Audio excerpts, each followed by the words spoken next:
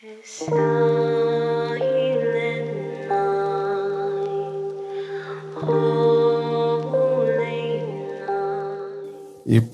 எழுதிய பங்கு தந்தை ஜோசப் மோர் 1792 ஆண்டு ஆஸ்திரியாவில் உள்ள சாலிஸ்பர்க் என்ற பட்டணத்தில் பிறந்தார். மோர் சிறுவனாய் இருந்த போதே அப்பட்டணத்தின் தேவாலய பாடகர் குழுவில் உற்சாகமாக பாடுவார். இசையில் விருப்பமுள்ள மோர் பொது இடங்களில் பாடல் பாடியும் வயலின் மற்றும் கிட்டார் இசைக்கருவிகள் வாசித்தும் தனது படிப்பிற்கு தேவையான பணத்தொகையை சம்பாதித்தார். பின்னர் கத்தோலிக்க மடத்தில் சேர்ந்தார். 1815 ஆண்டு கத்தோலிக்க சபையின் பாதிரியானார் மோர். 1817 ஆண்டு அவர் அருகில் இருந்த ஓபன்டாப் கிராமத்தின் தூய நிக்கோலாஸ் ஆலய உதவி குருவாக பொறுப்பேற்றார்.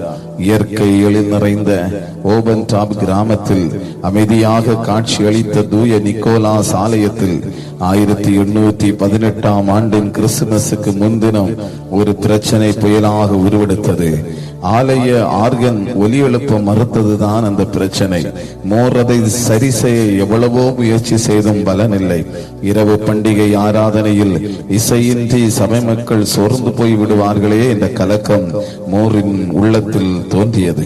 அதுவரை அவர்கள் பாடி வந்த கிறிஸ்துமஸ் பாடல்கள் எல்லாம் ஆர்கன் இசைக்கேற்றதாக அமைந்ததால் கிட்டார் இசைத்து பாட அவை ஏற்றதாக இல்லை. இப்பிரச்சனையை தீர்க்க வழி தேடிய மோர் புது பாடல் ஒன்றை உடனடியாக கிட்டார் இசைக்கேற்றபடி எழுத வேண்டிய நிர்பந்தத்துக்குள்ளானார். அமைதி நிலவும் தன் படிப்பறையில் அமர்ந்த மோரின் உள்ளத்தில் சமீபத்தில் அவரது சபை அங்கத்தினர் வீட்டில் பிறந்த குழந்தையை ஆசீர்வதிக்க சென்ற நிகழ்ச்சி நினைவில் வந்தது. குளிர்காலமானதால் துணிகளால் அழகாக சுற்றப்பட்டிருந்த குழந்தை கிறிஸ்துமஸ் காட்சியை தந்தது. அத்துடன் கப்பல் கட்டும் தொழிலதிபரான மற்றொரு சபை அங்கத்தினரின் வீட்டில் சில தினங்களுக்கு முன் நடைபெற்ற கிறிஸ்துமஸ் நாடகத்திற்கு அவர் தலைமை தாங்க சென்ற போது பக்கத்து கிராம வாலிப நடித்த நாடகத்தின் காட்சிகள் அவர் நினைவில் வந்தது. இப்படி சிந்தித்துக் கொண்டிருந்த மோருக்கு அன்றிரவு நள்ளிரவில் நடக்கவிருக்கும் ஆராதனை மீண்டும் எண்ணத்தில் வரவே அமைதியான இரவு, தூய இரவு என்று அவரை அறியாமலே எழுதினார். இப்படி ஆரம்பமான இப்பாடலின் புறவரிகளையும் தொடர்ந்து சீக்கிரமே எழுதி 6 சரணங்கள் கொண்ட அழகிய புது கிறிஸ்துமஸ் பாடலை ஏற்றி முடித்தார் மோர். தனது புது கிறிஸ்துமஸ் கீதத்தை ஆலய ஆர்கன் இசைப்பவரும் பாடகர் குழு தலைவருமான தன் நண்பர் பிரான்சிஸ் கிரஃபரிடம் எடுத்து சென்றார். அதை தனது கிறிஸ்துமஸ் அன்பளிப்பாக கொடுத்து அதற்கு ராகம் அமைக்குமாறு வேண்டினார். எளிய நடையில் பொருத்தமான வார்த்தைகளுடன் அமைந்த அப்பாடல் கிரப்பருக்கு மிகவும் பிடித்திருந்தது. எனவே உடனடியாக தன் பியானோவுக்கு சென்று அப்பாடலுக்கேற்ற சிறந்த ராகத்தை துரிதமாக அமைத்தார். அப்போது அவரது இல்லத்திற்கு வந்திருந்த பிரபல பாடகிகளான ஸ்ரேசர் சகோதரிகள் இசையமைப்பதில் அவருக்கு உதவி செய்தனர். அன்றிரவு கிறிஸ்துமஸ் நள்ளிரவு ஆராதனைக்கு திரளாய் வந்திருந்த சபை மக்களிடம் ஆலய ஆர்கனின் நிலையை மோர் எடுத்து கூறினார். பின்னர் இப்பாடலை கிட்டார் பின் இசையுடன் மோரும் கிரப்பரும் இணைந்து பாடி முதன்முறையாக அறிமுகம் செய்தன. நிசப்தமான நள்ளிரவில் தெய்வீக கானமாய் அப்பாடல் கேட்டவர்களின் உள்ளத்தை கொள்ளை கொண்டது. சில மாதங்களில் ஆலய ஆர்கன் பழுது பார்க்கப்பட்டது. மோரும் அங்கிருந்து வேறு ஆலயத்திற்கு மாற்றலாகி சென்றார். எனவே இப்பாடல் கவனிப்பாரற்று அந்த ஆலயத்தில் கிடந்தது. ஆனால் மீண்டும் ஆர்கன் பழுதடையவே 1824 ஆண்டு கார்ல் மாராசர் என்ற இசை வல்லுனர் ஆர்கனை சரி செய்யும் பொறுப்பை மேற்கொண்டார். தெய்வ செயலாய் அவரது கரத்தில் கவனிப்பாரற்று கிடந்த இப்பாடல் ராகத்துடன் கிடைத்தது.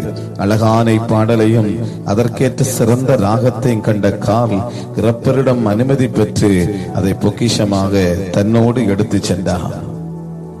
பின்னர் அவர் அப்பகுதியில் இருந்த நடமாடும் கிராமிய பாடகர் குழுவினர் இப்பாடலை ஐரோப்பாவின் பல இடங்களுக்கும் எடுத்து சென்று பாடினார்கள்.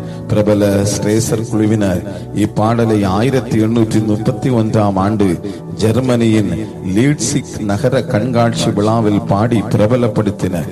அதன்பின் இப்பாடல் கிராமிய பாடல் என்ற தலைப்பில் அச்சிடப்பட்டு வெளிவந்தது. பின்னர் ரெய்னர் என்ற பிரபல பாடகர் குடும்பம் 1831 1989ஆம் ஆண்டு இப்பாடலை அமெரிக்காவின் பல பட்டணங்களில் பாடி உலகெங்கும் பரவ வழிவகுத்தனர். தாங்கள் இயற்றி அமைத்த இப்பாடல் உலக புகழ் பெற்று விட்டதை மோரும் கிரப்பரும் சிறிதும் அறியாதிருந்தனர். இந்நிலையில் பங்கு தந்தை மோர் 1848ஆம் ஆண்டு நிமோனியா காய்ச்சலினால் மரித்தார். இப்பாடல் உருவானதின் பின்னணியை கிரப்ப 1854ஆம் ஆண்டு பெர்லினுக்கு கடிதம் எழுதி தெரிவித்தார். முதலில் ஏற்க மறுத்த சமுதாயம் இப்பாடலுக்கு இசையமைத்த கிரப்பரும் 1863ஆம் ஆண்டு மறைந்த பின் இவ்வுண்மையை ஏற்றுக்கொண்டது. ஆஸ்திரியாவில் இவ்விருவருக்கும் நினைவு சின்னம் அமைத்து கௌரவித்தது. 1863ஆம் ஆண்டு அமெரிக்காவின் புளோரிடா மாநில பேராய ஜான் ஃப்ரீமன் யங் இப்பாடலின் 3 சரணங்களை ஆங்கிலத்தில் மொழிபெயர்த்தார். கிறிஸ்துமஸ் பாடல்களின் சிறப்பு நிபுணரான வில்லியம் ஸ்டட்வெல் இப்பாடலை கிறிஸ்துமஸ் பண்டிகையின் இசை சின்னம் என்று வர்ணிக்கிறார். கிறிஸ்துமஸ் நள்ளிரவில் அமைதி பாடலாக முதன்முறையாக அறிமுகமான இந்த பாடல் பின்னர் இப்பரம அமைதியை போர்க்களங்களில் கூட அளித்தது. 1914ஆம் ஆண்டு போர் முனையில் கிறிஸ்துமஸுக்காக கொண்டாடப்பட்ட இடைவேளையில் ஜெர்மானிய போர் வீரர்கள் இப்பாடலை தங்கள் பாதுகாப்பு குழிகளில் இருந்து பாட ஆரம்பித்தனர். உடனே அதன் எதிரொலியாக எதிர்ப்பு தரப்பு குழிகளில் இருந்து ஆங்கிலேய படை வீரர்களும் இப்பாடலை அவர்களோடு இணைந்து பாடினர். அதே யுத்த நாட்களில் சைபீரியாவின் சிறை கைதிகள் முகாமில் ஜெர்மானிய, ஆஸ்திரியா, ஹங்கேரி கைதிகள் அனைவரும் சேர்ந்து இப்பாடலை பாடினார்கள். அதை கேட்டுக் கொண்டிருந்த ரஷ்ய சிறை அதிகாரி பாடல் முடிந்தவுடன் தனக்கு தெரிந்த அரை குறை ஜெர்மன் மொழியில், கடந்த ஓராண்டில் முதன்முறையாக இன்று இரவுதான் நான் உங்களை என் எதிரிகள் என்ற எண்ணத்தை மறந்து மனிதர்களாக பார்க்கிறேன் என்று கண்ணீர் மல்க கூறினார். அன்புக்குரியவர்களே, இந்த கிறிஸ்து பிறப்பு பண்டிகை உங்களுக்கு மிகுந்த ஆசீர்வாதமாக அமைய நாங்கள் வாழ்த்துகிறோம். அமைதியான இரவு என்ற இந்த பாடலின் வரிகளைப் போலவே உங்களுடைய வாழ்க்கை மிக அமைதியாக, ஆசீர்வாதமாக, சிறப்பாக அமைய நாங்கள் வாழ்த்துகிறோம். தேவன் தாமே நம் ஒவ்வொரு பேரையும் ஆசீர்வதிப்பாராக. ஆமென், ஆமென்.